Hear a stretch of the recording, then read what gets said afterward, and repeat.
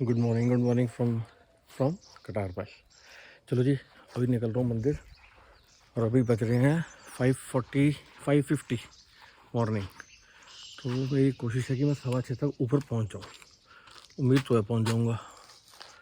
और ना माइक लाना भूल गया हूँ, माइक रह गया रूम में बैग में, क्योंकि बैग मुझे चाहिए नहीं था तो मैंने उठाया नहीं और बैग वहीं रह गया। चलो जी, मंदिर पहुँच के मिलते हैं आपको। ओ सूरज तो उग गया, पता लग रहा है, बड़ा अच्छा लग रहा है।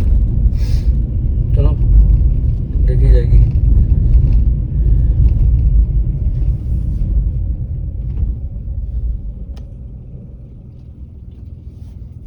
ओम सूर्याय नमः, ओम सूर्याय नमः, ओम सूर्याय नमः, ओम सूर्याय नमः, ओम सूर्याय नमः।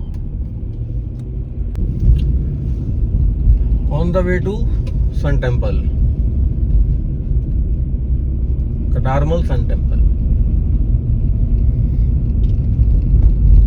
ये मैं जहाँ रुका हुआ हूँ ना, मथुरस ग्रेस से ये हार्डली 1.5 किलोमीटर है।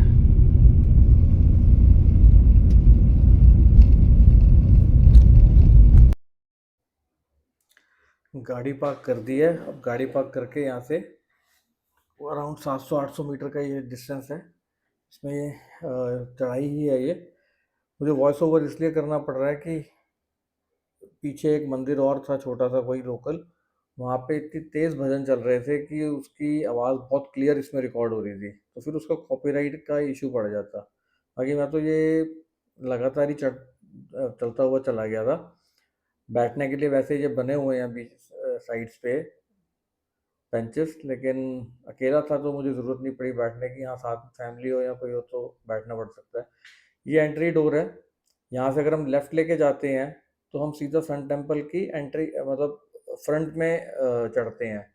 और जहाँ से ये टर्न दिखा रहा था, वो जो प्रवेश द्वार लिखा हुआ था, वहाँ से सीधा जाके भी जा सकते हैं, बट वो फिर हम साइड से एंटर करेंगे। तो वो लगा कि जब सन टेम्पल जाना है, मतलब किसी भी टेम्पल जाना है, तो प्रॉपर एंट्रेंस जो बनाई गई है वहीं से जाना चाहिए, तो इसलिए फिर मैं इस तरफ से आ गया था। इस मंदिर का निर्माण राजा कटारमल ने करवाया था लगभग 1200 या 1300 ईस्वी में, और ये कुमायूं के सबसे ऊंचे मंदिरों में माना जाता है। मैं पहुंचने में थोड़ा सा लेट हो गया था, या ये कह लो कि उस दिन सनराइज थोड़ा सा जल्दी हो गया था। मैं तो काफ़ी जल्दी आया था। एक दिन पहले पुजारी जी से बात की थी तो उन्होंने जिस हिसाब से टाइम बताया था, मैं उससे 10 मिनट पहले आ गया था। बट मेरे पहुंचते पहुंचते सनराइज हो चुका था, जो कि आप देख पा रहे हैं। बाकी आप देखिए आगे कैसा लगता है, बताइए, कमेंट कीजिए। मैं वेट कर रहा हूँ कमेंट्स के आपके।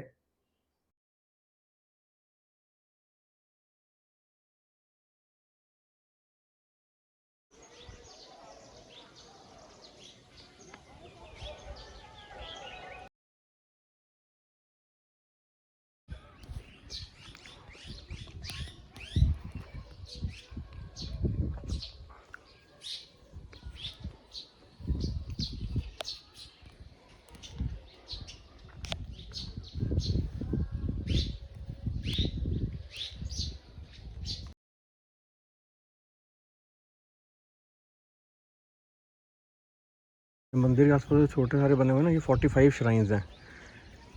इन श्राइन्स के अंदर जो मूर्तियाँ हैं वो अब सूर्यदेव की जहाँ अंदर मूर्ति है ना, उसी के पीछे रखी हुई हैं सारी।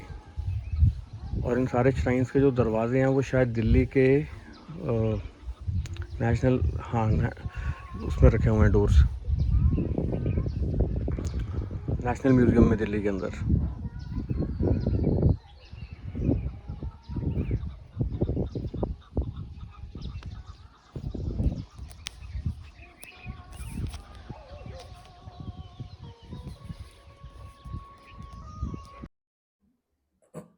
अभी भी पीछे आवाज़ आ रही है, इसलिए मेरे को वॉइस ओवर करना पड़ रहा है यहाँ पर भी। ये टोटल 45 श्राइन्स बनी हुई हैं यहाँ पे, जैसे मैंने बताया। और इनकी सारी मूर्तियाँ जो है ना, वो सूर्य, मेन जो सूर्य टेम्पल है उसमें जो सूर्य देवता की मूर्ति है उसके पीछे सारी रखी गई हैं। और इनके जो डोर्स हैं वो नेशनल म्यूजियम दिल्ली में पड़े हुए हैं। ये सब इसलिए, ये चेंजेस इसलिए की गई क्योंकि यहाँ से एक मूर्ति या एक डोर बहुत साल पहले चोरी हो गया था। तो उसके बाद सेफ्टी की वजह से प्रिकॉशनरी ये सारा ऑल्ट्रेशन की गई। ये सारे डोर जो है नेशनल म्यूजियम में रख दिए गए और बाकी की मूर्तियाँ जो है वो सूर्य देव की जो मेन मूर्ति है उनके पीछे रखी गई हैं।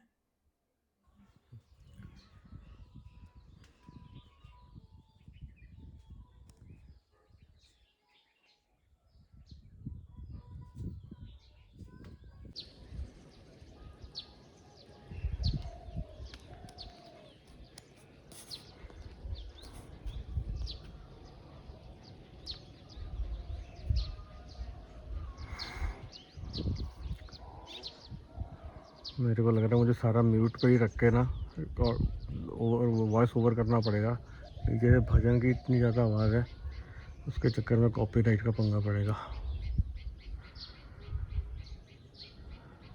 इतना पुराना मंदिर है, मेरे को बड़ा वो लगता है, हमेशा बार बार मैं एक ही बात कहता रहता हूँ कि इसकी प्रसिद्धि बढ़नी चाहिए थी। बहुत सुंदर बना हुआ है। अकेला ही हूँ मैं आज, इतनी सुबह। एक तो छुट्टियाँ भी नहीं ना, छुट्टियाँ हो जाएंगी तो फिर तो थोड़ा फ़र्क पड़ जाता है, फिर लोग जल्दी आना शुरू कर देते हैं।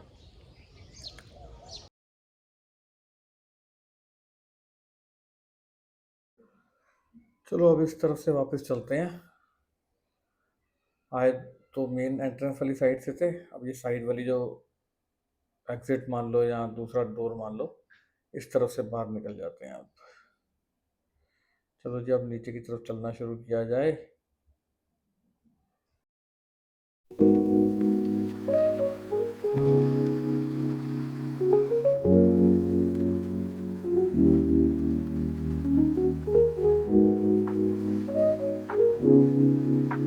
ये बात नहीं कर रहा हूँ ये लंबा, ये तो जाना ही है होटल जाके, जो घर को निकलना है वो भी बहुत लंबा है।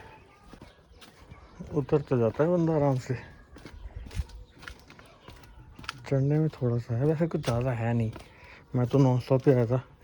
चलो ये गाड़ी वाड़ी होगी स्टार्ट, अब चलते हैं होटल और फिर नाश्ता वाश्ता करके चलते हैं। मैं ना अभी जब नीचे उतर रहा था तो मेरे को बड़ा अच्छा लग रहा था, बच्चे स्कूल के मतलब स्कूल वाले बच्चे जा रहे थे। मैंने कहा यार ये बच्चे कितनी मेहनत करते हैं स्कूलों में जाने के लिए, और फिर ऐसे ही देखो आगे जाके कौन कहाँ पहुँचता है ये तो किसी को भी नहीं पता।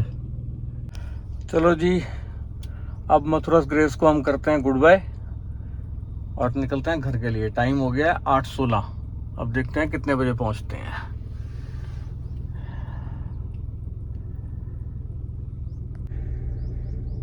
पता नहीं क्यों थकावट हो गई है, शायद चला इतना हो ना मैं 2 दिन, और आज सुबह भी वहाँ ऊपर गया, थोड़ा सा ना ऐसा लग रहा है कि थोड़ी देर सो जाओ, बट अभी चलेंगे तो ठीक हो जाएगा। अब सुनते हैं हनुमान चालीसा, तो उससे आ जाएगी थोड़ी सी हमें चुस्ती। ठीक है, फिर रास्ते में मिलते हैं। चलो जय श्री राम, और अब चढ़ गई धन्नो, चढ़ गई, धन्नो ने चढ़ना ही था। चलो भैया, अब हम कैंचीधाम के रास्ते से ही जाएंगे। रानीखेत वाले रास्ते से मुझे ना मज़ा नहीं आएगा जाने में, मुझे लगता है वो टायरिंग सा लगता है मुझे थोड़ा। इसमें से कैंचीधाम पे थोड़ा सा हल्का सा आपको जाम मिल सकता है, बाकी तो सब बढ़िया है। ये आ गया कटारमल का एंट्री गेट। यहाँ से अगर मैं ले लूँगा जो मैं लूँगा मतलब राइट को यू टर्न, तो मैं चला जाऊँगा कैंचीधाम के रास्ते पे, और अगर मैं स्ट्रेट ले लूँगा तो मैं फिर रानीखेत की तरफ से होता हुआ जाऊँगा। ये रूट हो जाएगा अल्मोड़ा से होते हुए जाने वाला। तो मैं इसी की बात कर रहा था।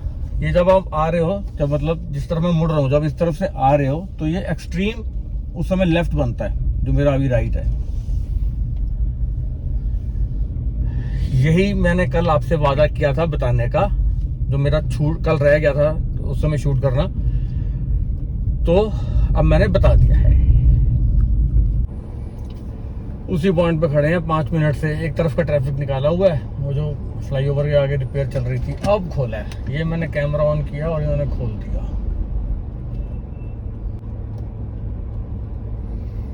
ये ट्रक जी निकल जाएंगे तो फिर हम जा सकते हैं।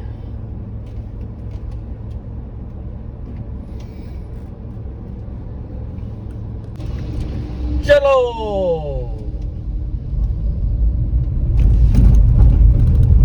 10 मिनट के इंतजार के बाद अब उधर वाला भी ठोक दो भाई। गजब भैया गजब।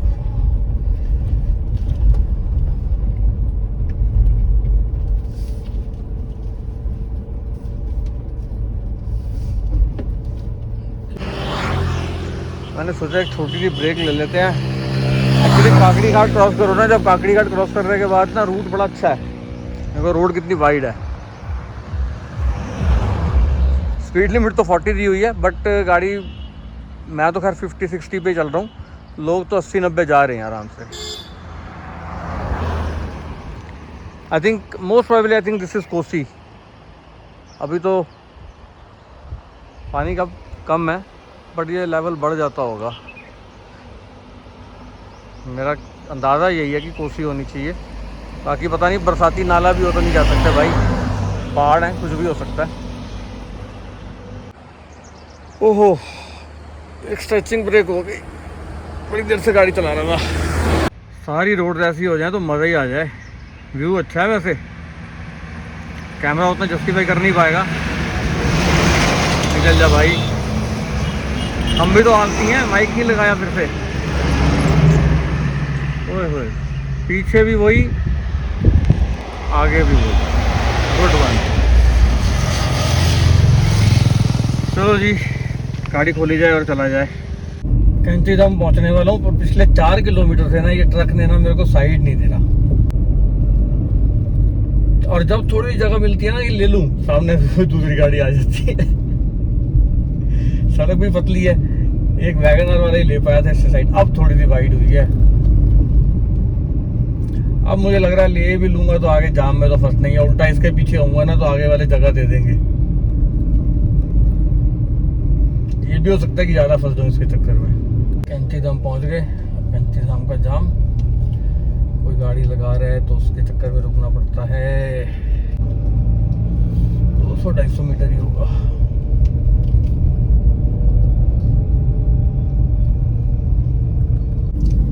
मैंने कहा थोड़ा सा रिकॉर्ड कर ले, पहाड़ हो रहे वाले खत्म, फिर आ जाएंगे प्लेन।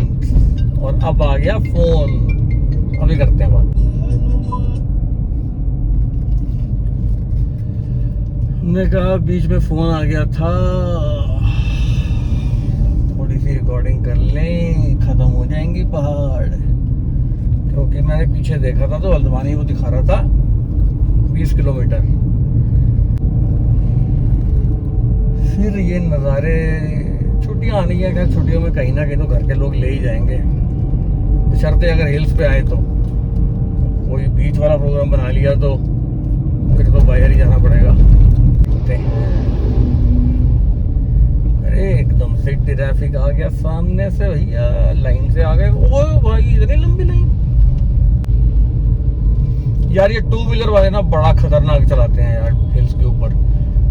ये जब से एक्टिवा आ गए हैं ना, 2 व्हीलर इतने बढ़ गए हैं और बाइकर इतनी तेज आते हैं कर्व्स के ऊपर, पूरी दूसरी साइड पे चल रहे होते हैं। गाड़ी वालों से उल्टा डर नहीं लगता जितना इनसे लगता है। कितनी बार तो मैं ओवरटेक ही नहीं मारता ये सोच के कि भाई सामने से कोई धुरंधर ना आ रहा हो, धूम धूम करता हो। बड़ी देर से सोच रहा हूँ कि रुक के ना एक छोटा सा कुछ चाय वाय टाइप पी लूं, लेकिन फिर लगता है यार इतने सारे पीछे ट्रक थे, बसेस थी, और एक तो वो भी थी क्या, बाबा जी की गाड़ी मालूम है ना, जेसीबी।